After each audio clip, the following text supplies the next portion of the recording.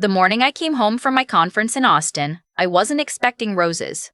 I wasn't expecting a home-cooked meal or even a simple welcome back. But I also wasn't expecting to find every single thing I owned stuffed into black garbage bags and stacked against the front door like I was someone's trash pickup. My dad was standing there, arms crossed. Like he'd been waiting. "You're 26, he said. "This arrangement isn't working anymore." I remember looking past him into the house. The hallway light was on. The TV in the living room was going. My brother's sneakers were kicked off right there in the entryway, the same spot they always were. Everything looked exactly the same, except for my bags. Except for me. I didn't cry. I don't know why.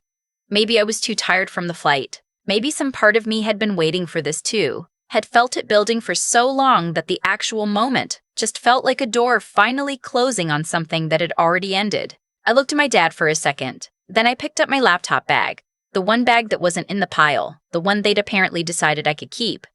And I walked to my car. He called something after me. I didn't turn around. I sat in the driver's seat for a minute before I started the engine. The street was quiet. The neighbor's sprinklers were going. I pulled out of that driveway and I told myself I was not going to spend the night in my car feeling sorry for myself. I was not going to do that. I'm going to back up.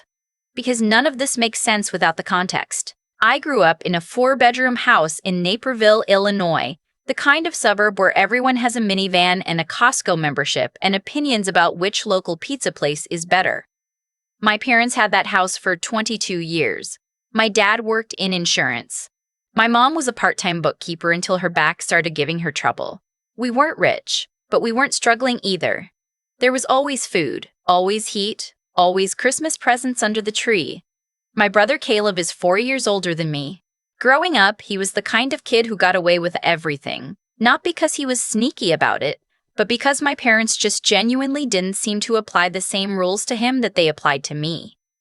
He failed 2 classes his junior year of high school. My parents hired him a tutor and took him to Chicago for a weekend to reset. When I got a B- in AP chemistry, my mom sat me down and told me I needed to take my future more seriously. I noticed it, but I told myself it wasn't a big deal. Lots of families have a dynamic like that. I just had to work harder, so I did. I was the first person in my family to get into a 4-year university on a partial merit scholarship. I studied accounting, worked 20 hours a week at the campus library, graduated with a 3.7 GPA, and got a job offer from a mid-sized financial services firm in Chicago before I even walked at graduation. I was proud of myself. I still am. The plan was to move to the city. I had enough saved for first and last month's rent, plus a small cushion. But 3 weeks before my move-in date, my mom called me crying.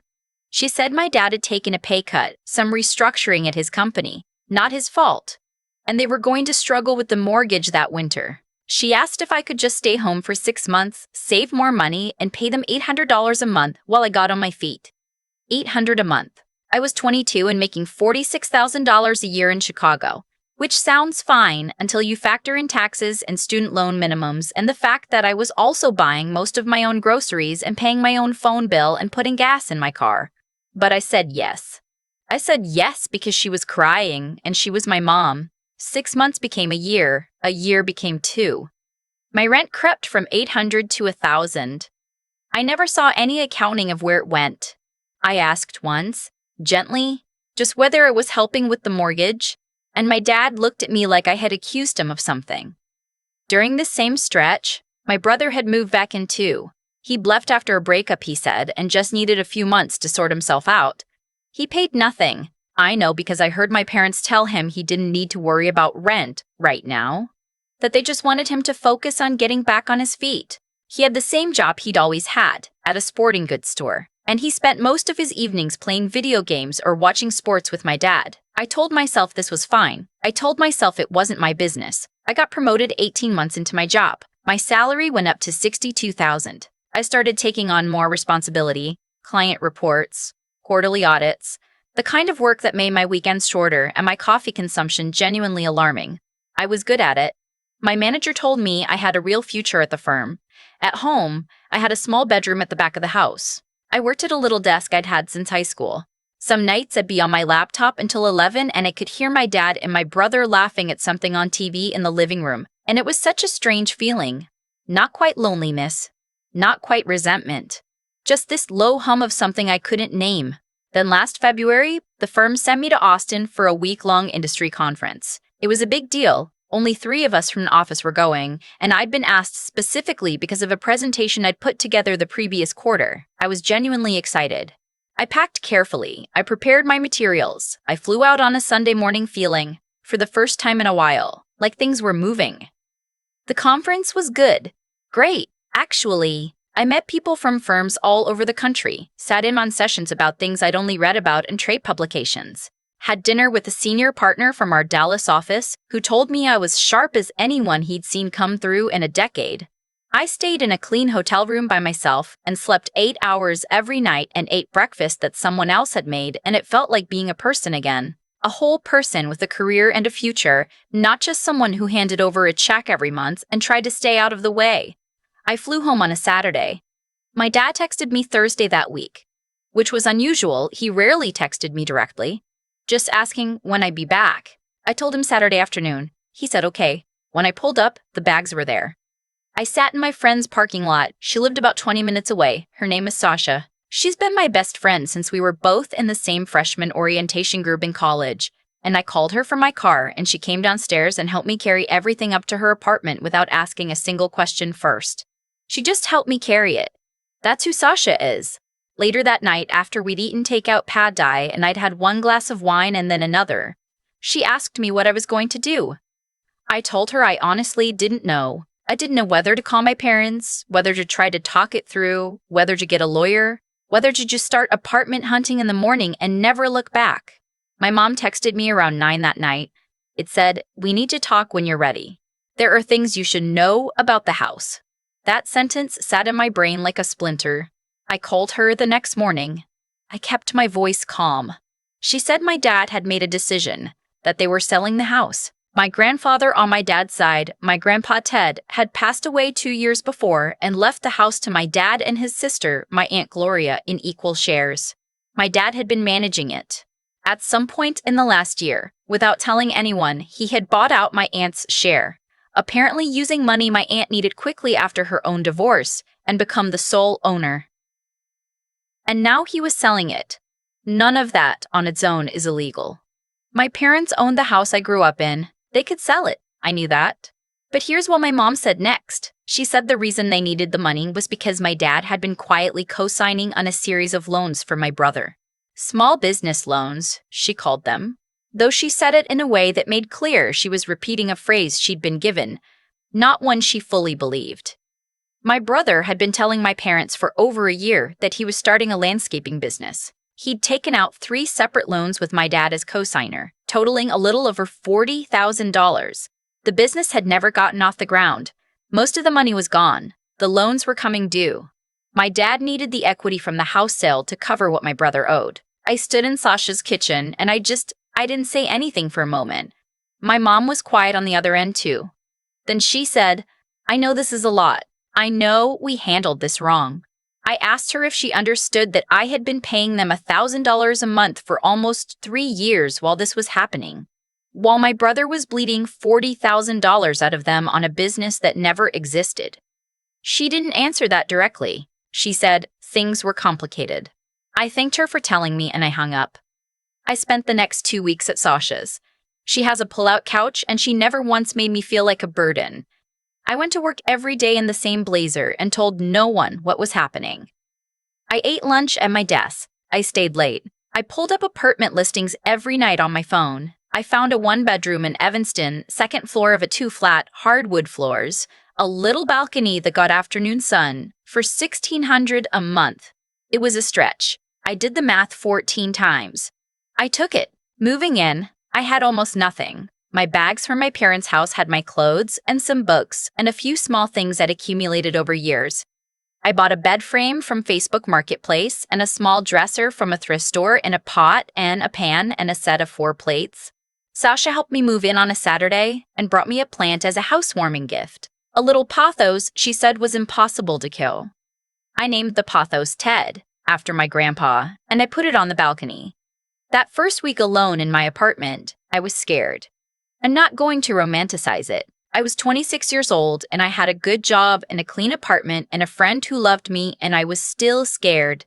The quiet was different than the quiet at my parents' house. That quiet had been stifling. This quiet was just wide open. I didn't know what to do with it yet, but I kept going to work. I kept doing my job. And my job, as it turned out, kept giving me things to do that were genuinely interesting and that I was genuinely good at. 8 months after I moved into that apartment, my manager called me into his office to talk about a new position that was opening up, a senior associate role that would involve leading a small team and managing several key client accounts. He said my name had come up in the conversation without hesitation. The salary was $81,000 plus a performance bonus structure. I accepted it. Around the same time, I started seeing someone, a guy named Marcus I'd met through a work event, a software engineer. Kind and steady and genuinely funny in a way that snuck up on you. We weren't serious yet, but it was good. It felt like the kind of good that grows. I did not call my parents to share any of this. I didn't block them. I'm not sure I was ready for that level of finality, but I didn't reach out either. My mom texted occasionally. Things like, thinking of you, and hope work is going well. I read them and didn't respond. My dad never texted. My brother sent me one message, about 4 months after I moved out. It said, "Hey, I know things are weird. I hope you're okay." I read it 3 times. I put my phone down. I didn't respond to that either. What I've come to understand in the time since is that my brother wasn't a villain in some movie. He was just someone who had been told his whole life that things would be handled for him, and so he'd never learned to handle them himself. That's almost more sad than anything else. Almost. The house sold. I know because my mom mentioned it in one of her texts. They bought a condo in the same suburb, smaller. My dad retired early, which I assume means the sale covered the loans and maybe a little more. My brother still lives with them, from what I can gather. He's working at a different sporting goods store now, a different chain. And I live in my apartment in Evanston with my impossible-to-kill pothos on the balcony and a couch I bought with my own money and a job I'm good at and a promotion I earned. I cook dinner on weeknights when I'm home at a reasonable hour. I call Sasha on Sundays. Marcus and I went to Michigan for a long weekend in the fall, and it was the best trip I'd taken in years. My mom called me on my birthday in October. I let it ring. Then I sat with it for a while, the ringing having stopped. The notification sitting there. Then I called her back. I don't know what our relationship is going to look like going forward. I don't know if it's going to look like anything. I'm not there yet. I'm still figuring out what I'm willing to give and what I'm not. And I've made peace with the fact that I don't have to have that figured out today.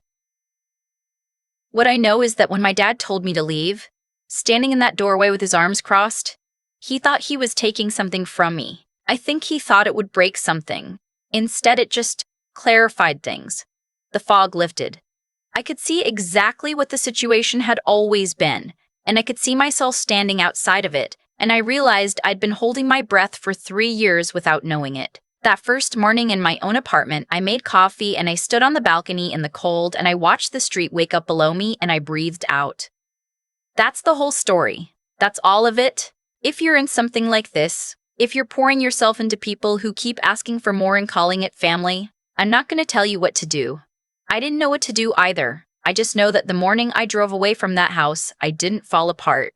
And that told me something important. I think it'll tell you something too. I've thought a lot about the cause and the effect of all of it. Not in a bitter, replaying it at 3 a.m. way. I'm mostly past that. But in the way you turn a rock over to actually look at what's underneath, because you want to understand it, not just survive it. My parents made a series of choices, small ones at first, barely noticeable. They chose to hold Caleb to a different standard. They chose to let him come back without conditions while they charged me rent. I paid without complaint. They chose to co-sign his loans without telling anyone, to sell a house built on my grandfather's legacy, to clean up a mess they'd quietly helped create. And they chose, on a Saturday afternoon when I came home tired from a work trip, to stack my life in garbage bags and call it a decision. None of those choices were made with cruelty, I think. That's the strange part. I don't believe my parents are cruel people. I believe they were following a pattern they'd laid down so long ago they couldn't even see it anymore. That's almost harder to be angry at. Almost. But here's what I've come to understand about cause and effect. It doesn't care about intention. The consequences of what you do show up anyway, whether you meant harm or not.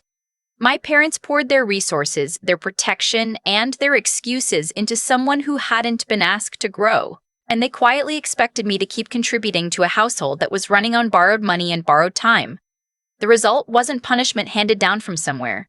It was just the natural conclusion of years of choices, finally arriving. And my choices had consequences too. Every month I stayed, every check I handed over, every time I swallowed my frustration and told myself it wasn't a big deal. Those were choices.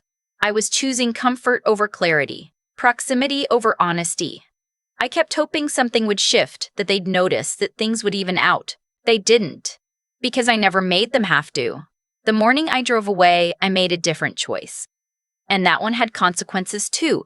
A pull-out couch at Sasha's, a stretch of a lease in Evanston, $1,600 a month that scared me, a bed frame from a stranger on the internet. None of it was easy. But every consequence of that choice was mine. I'd earned it. The hard parts and the good parts both. What I keep coming back to is this. Integrity isn't a performance. It's not about being the person who suffers quietly and looks noble doing it. It's about what you actually do when no one's keeping score. I went to work every day in that blazer. I did my job well.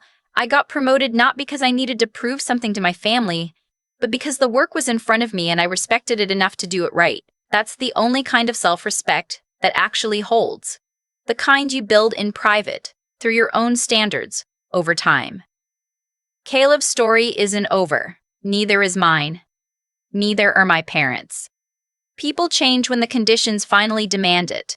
And sometimes, not even then. I can't control any of that. What I can control is the kind of person I keep choosing to be. One ordinary Tuesday at a time. Ted the Pothos is still alive, for what it's worth. Still on the balcony, still growing,